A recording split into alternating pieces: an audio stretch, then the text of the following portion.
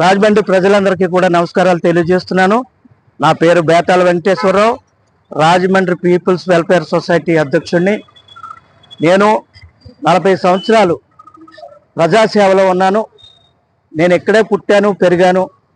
ఇక్కడే మా తండ్రులు, మా తాతలు మొత్తం మేమందరం కూడా ఇక్కడే పుట్టి పెరిగాం. మేము స్థానికులు. 40 సంవత్సరాల నుంచి ప్రజాసేవలో ఉన్నాం తప్ప ఏ రోజుని కూడా ఏ పదవి గురించి కానీ దేని గురించి కూడా మేము ఆశించలేదు. కానీ ఇప్పుడున్న రాజకీయాలు చూస్తూ ఉంటుంటే చాలా బాధగా ఉంది. అందరూ ధనవంతులు, అలాగే పదవి వ్యామోహంతో పోటీ చేసే విధానంలో ఉన్నారు. ఇవన్నీ చూస్తుంటే చాలా బాధ కలుగుతుంది. అయితే ఈ రోజున ఈ 40 సంవత్సరాల ప్రజాసేవలో మేము ఉన్నాం. మేమెందుకు రాజమండ్రిలో మేము పోటీ చేయకూడదనే ఉద్దేశం నాకు కలిగి ఈ రోజున నేను వచ్చే అసెంబ్లీ ఎన్నికల్లో, రాజమండ్రి అసెంబ్లీ ఎన్నికల్లో ఎమ్మెల్యే అభ్యర్థిగా, స్వతంత్ర అభ్యర్థిగా పోటీ చేయడానికి నేను సిద్ధంగా ఉన్నాను.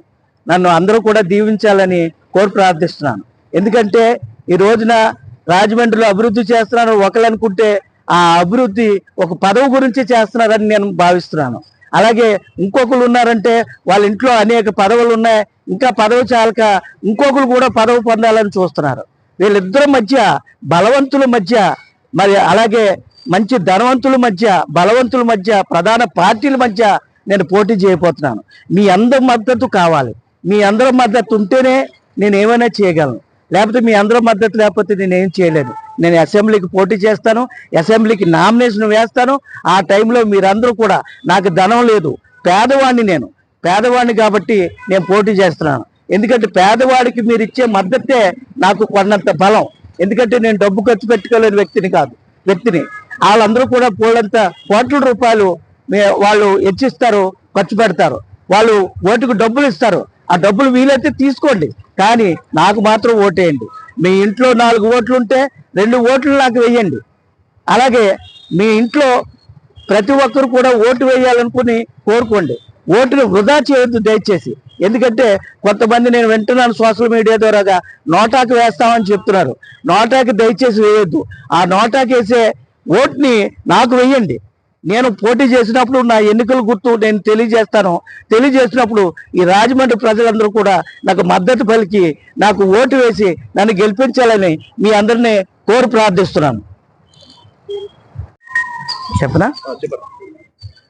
నేను రాజమండ్రి అసెంబ్లీ ఎన్నికల్లో ఇండిపెండెంట్ అభ్యర్థిగా ఎందుకు పోటీ చేస్తున్నానంటే, పేదవాడు పోటీ చేస్తే ఎలాగుండాలో రాజమండ్రి ప్రజలు అలాగ నన్ను దీవించాలని చెప్పేసి మీకు మనవి చేస్తున్నాను.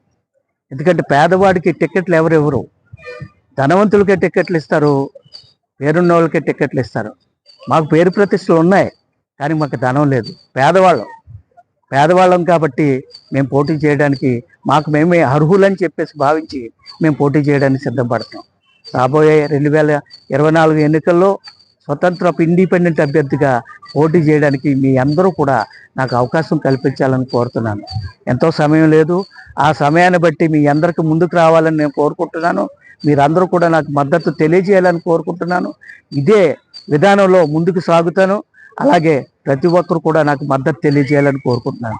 ఎందుకంటే నేను 40 సంవత్సరాల నుంచి ప్రజాసేవలో ఉన్నాను.